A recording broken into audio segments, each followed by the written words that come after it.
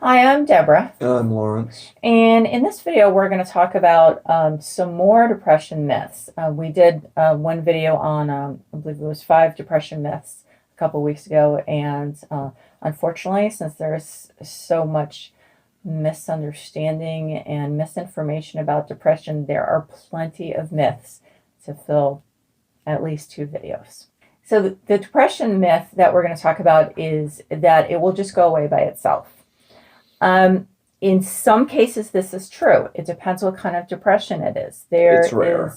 Yeah, it's rare. There's situational depression, which is what a lot of people are going through right now with the pandemic. Chances are good that for most of them, when things go back to normal, their depression will go away. Yeah. But for people who have clinical depression, especially if they've had it for a while, it's not going to go away by itself. It's not going away by chilling. Yeah. And the thing is that even if it does go away, chances are that it will come back. Yeah. There are a lot of people who, for instance, if they go on antidepressants after 6 months, I was told this, we're going to take you off them to see if you still need them. I still needed them, but in my case, of course, I had had it for a long time. So what happens with a lot of people is they go off the antidepressants, they feel fine, and you can relate. Yeah, I went off my antidepressants, and after a couple of months, my depression immediately came back, and I was like, wow, kind of sucks that I need these to feel happy, but I'd rather feel happy than, be sad. Yeah, I mean, this is something that a lot of people... even more sad. I'm still sad on them, but not as much. So the thing is, if it obviously makes sense to wait a certain amount of time, a couple months, something like that. If you have depression and you want to see if it goes away, that's obviously a reasonable amount of time. But any longer than that, I mean, the diagnosis they give is longer than 2 weeks. I think 2 weeks is a very short time, but the technical diagnostic length of time to be diagnosed with depression is if you felt that way for 2 weeks. So obviously it depends what you're comfortable with, but just don't be waiting around for it to go away, because it likely is not going to.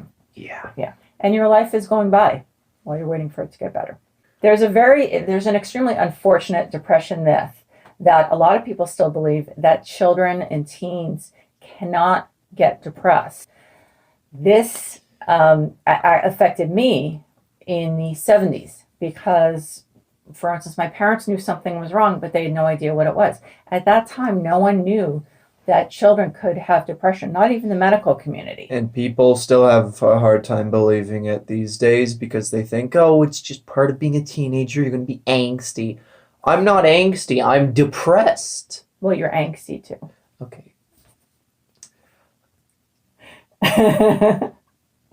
You gotta admit I'm right. Okay, fine.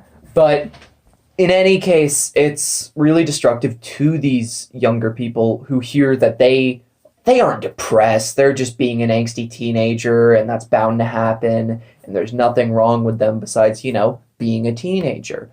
That can make them think, oh, so this is normal, but why do I want to die? That's not normal. Yeah, no, not at all. Yeah, now this also applies to kids. And I think with younger kids, a lot of times what happens is their feelings are invalidated because of their age.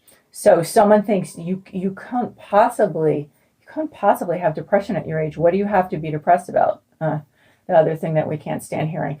But I got depression when I was about 7. I wasn't diagnosed, but looking back, I can see when my behavior changed. Lawrence was about the same age. What's really bad is that even pediatricians sometimes brush these things off. And so I wish it were the case that children and teens couldn't get depressed. Especially wish with children that they couldn't be depressed. But unfortunately, that's the case. And I'd kill a man to not be able to be depressed. Okay. Well, fortunately For us, that's not going to work. Yeah. Fortunately for the man that you would unfortunately. kill. And the thing is also, especially with teenagers, people are like, oh, teenagers are so moody.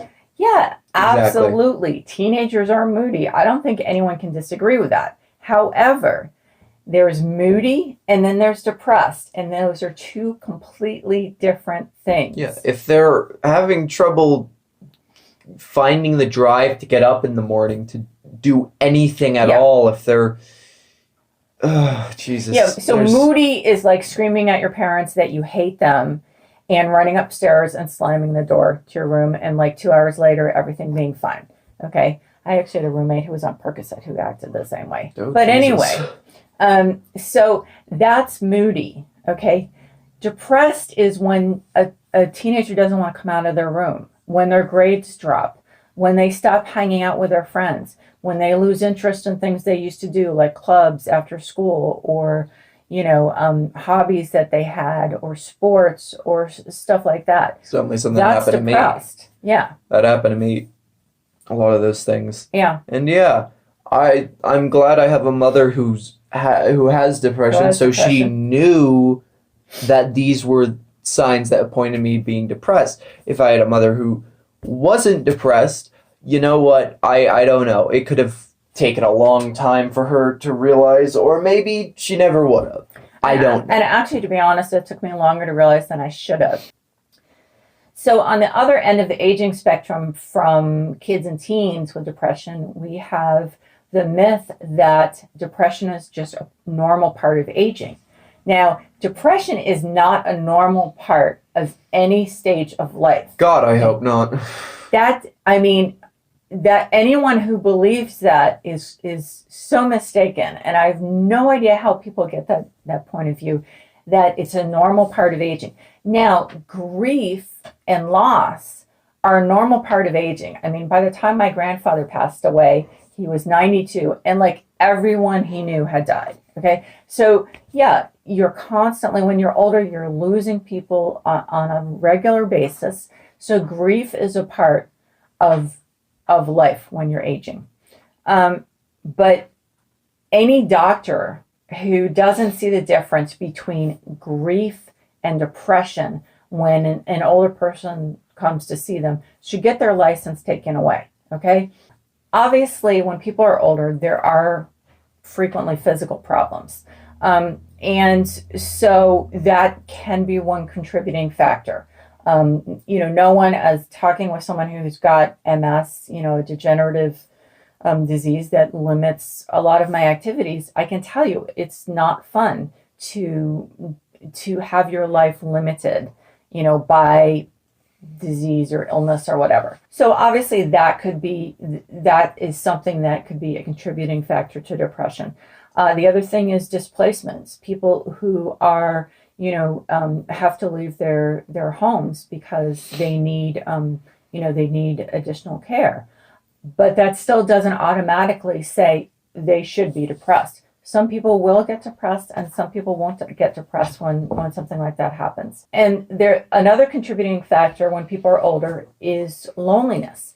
So, the thing is that that's actually one of the biggest contributors, it's believed, to elder depression. So, especially if you're younger and you have time, certainly you can't right now during the pandemic go to, visit a nurse. What do they call them now? Nursing home. Nursing home. Do they still call them nursing homes? Care facility. Care facility. Something like that. I don't know what, but if you have the time, then it would be great if you could spend time just, obviously within a program, visiting people. Because a lot of them feel like no one, they have no use anymore, that no one, they're not in anyone's lives anymore, no one really cares, and that they've just been left behind by everyone. So it's really important, socialization is extremely important, especially for people who are older and have had, a lot of us who work, we see people at work every day. Not during the pandemic, but normally, if you're school age, you see people at school every day. You have the socialization. But a lot of people who are retired, who live alone, especially, they don't have that socialization, and that is so essential for everyone. But obviously, it's really essential for people who are older. So definitely, it's a complete myth that depression is part of aging. There are there are circumstances that could cause depression that are part of aging. Yeah.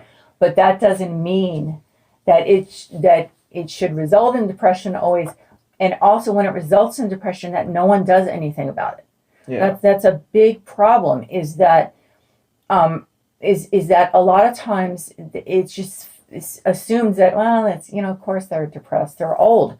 It's not part of it. Okay, my grandparents, for instance, my mother's parents, both were very active, physically, intellectually, socially. And both of them until they died. Neither one of them, thankfully for them, was depressed. So you really have to question those. You have to question that myth that depression just comes along with aging, because it's just not true. So there also is a myth, and there is there's a fair percentage of the medical community that believes this, that depression only affects women. That's not true. I can attest to that. You can attest to that. The problem is there are certain factors that account for this. One is that depression manifests itself differently in men than women. And also, we have a video that we did about men and depression and how it's different in men, where we talk about this to a greater extent. It manifests itself differently in men than women, not all the time, but a lot of the time. I mean, I've known men whose depression is very much like women. They internalize it. They have the classic symptoms of withdrawing from people, losing interest in things, etc. But for some men, it manifests as anger. There's more substance abuse. So it may not be recognized as depression. It may just be thought that this person's a jerk, right? So I mean, they could be a jerk, but there's a good chance they're also depressed. So another factor that accounts for this misunderstanding is the fact that depression a lot of the time is self-reported.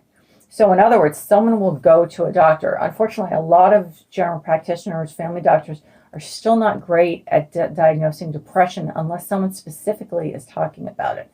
So depression, though, is self-reported a lot of times. And women are more likely to admit it, and they're also more likely to go to the doctor. And men also are a lot of times try to be tough and not admit physical illness. Yeah, that's something I've had to deal with. It's internalized into kids at a really young age, the gender roles and how you're supposed to act. And with guys, it's, it doesn't stop at childhood. I don't think enforcing gender roles ever stops. No. I still hear idiots on Twitter saying, "Oh, what a pansy, he sits and..." I mean, I was recently... Just the word pansy tells you something. Oh, yeah, no, it's so stupid. I don't think that gender roles ever stop being enforced, and that's stupid. You always hear these red-pilled dudes like, "Oh, you have to be a man," and I'm like, shut up. Nobody cares what you have to say. Like, you can be you, I'm gonna be me. Shut up. Don't criticize me. I mean, unless it's deserved. Culturally, the definitions of masculinity are actually more limiting, I think, than definitions of femininity. Very much. So so a lot of men are afraid, especially to say they're depressed, because then there's the other myth that depression means that someone's just weak and feeling sorry for themselves. Yeah, I mean, obviously, somebody who now is, I don't care about roles in society anymore, but I used to think, oh, I can't talk about my emotions because then everybody's going to be mean to me. I mean, I obviously always... Which, with good reason. I had less fear of ridicule because I was the big kid and I wasn't super afraid of anybody picking on me too much, even though that did happen. I don't know why I still believe that, even though people successfully picked on me. I don't know. It was stupid. I don't know why I believed I couldn't really talk about how I was feeling. Now I realize, hey, it's perfectly fine. Because if you're not doing well, you shouldn't keep it to yourself, because that's not healthy. That's going to just hurt you. One of the reasons that this myth is particularly dangerous is because although women have a higher rate of suicide attempts, men have a higher rate of successful suicides. So what we're trying to do is, in talking about these myths, is hopefully contribute to a little light being shown on some of these misunderstandings, and and hopefully encourage people to help someone else get help, like parents for kids, people for elders, and men to get help for themselves, and people around them to encourage them to get help, because that's what the big problem with these myths is. It keeps people from recognizing depression, and it keeps people from therefore getting treatment. You can't get treatment for it if you don't recognize that you have it or that someone else has it. Well, we hope you found this video helpful, and if you enjoyed it, or if you found it helpful, you can give it a like. If you want to say anything at all, you can leave it in the form of a comment, and if you want to see more content like this, you can subscribe. But in any case, we hope that you have a nice day. Take care.